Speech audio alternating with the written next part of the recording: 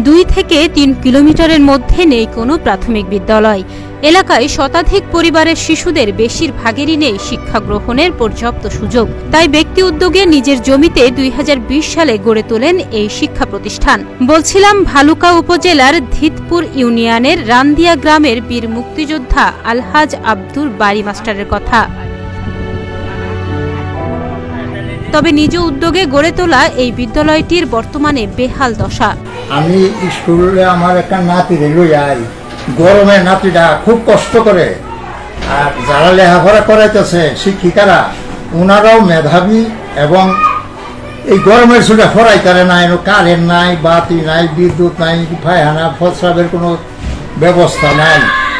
আমাদের আকুল আবেদন আঙ্গর পুরামন গলা শিক্ষিত হইতো যদি এখানে স্কুলটা হ্যান্ডেড করা হইতো, সরকারিভাবে অনুমোদন দেওয়া হইতো। বিনা বেতনে শিক্ষার্থীদের নিয়মিত পাঠদান করাচ্ছেন শিক্ষকরা। তবে পর্যাপ্ত শ্রেণীকক্ষ না থাকায় বিপাকে পড়েছেন তারা। 3টি রুমের মধ্যে 5ম শ্রেণী পর্যন্ত লেখাপড়া করানো হয়। এখন একটি ক্লাসের মধ্যে 2টি শ্রেণী, প্রথম এবং দ্বিতীয় শ্রেণীর ছাত্রছাত্রীদের নিয়ে ক্লাস করানো হয়। এত গরমের ভিতরে এদেরকে নিয়ে ক্লাস করাতে আমাদের খুব অসুবিধা করতে হয়। আমি এখানে 1.5 বছর যাবৎ বিনা বেতনে বাচ্চাদেরকে পড়াশোনা করাইতেছি। এখানে কোনো রকম ফি নেওয়া হচ্ছে না। বঙ্গবন্ধু আদর্শ পাঠশালার প্রতিষ্ঠাতা বীর মুক্তিযোদ্ধা আব্দুল বারী মাস্টার, ওনার ছেলে বুরহানুদ্দিন, ওনার তত্ত্বাবধানে এই প্রতিষ্ঠানটি চালিত হচ্ছে। এদিকে অভিভাবকদের দাবি স্কুলটির অবকাঠামোগত উন্নয়ন হলে উপকৃত হবে গ্রামের শিশুরা। ছাত্রছাত্রী ভর্তি করাবার চাই, কিন্তু স্কুলে একটু সমস্যা।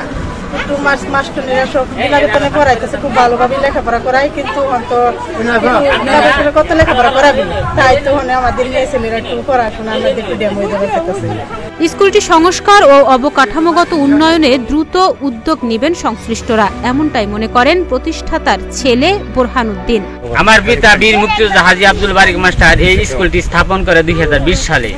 আমার পিতার স্বপ্ন যে স্কুলটি একদিন সরকারিকরণ হবে, ওই আশায় রেখে ব্যক্ত রেখে আমি এই স্কুলটি ধরে রাখার জন্য আপ্রাণ চেষ্টা করে যাচ্ছি। স্থানীয় জনপ্রতিনিধিরা বলছেন শিক্ষার্থীদের পাঠদান কার্যক্রম নিশ্চিতকরণে দ্রুতই পদক্ষেপ নেওয়া হবে। বঙ্গবন্ধু পাঠশালাটি যেখানে অবস্থানরত আছে সেখানে আশেপাশে প্রায় 2.5 থেকে 3 কিলো বর্গে কোনো প্রাথমিক বিদ্যালয় নাই।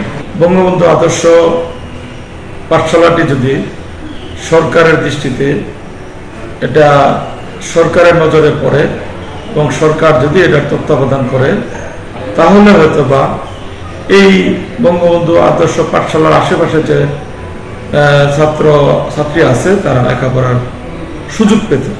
বর্তমানে এই স্কুলে শিক্ষার্থী রয়েছে 60 থেকে 70 জন। ডেস্ক রিপোর্ট, প্রতিদিনের বাংলাদেশ।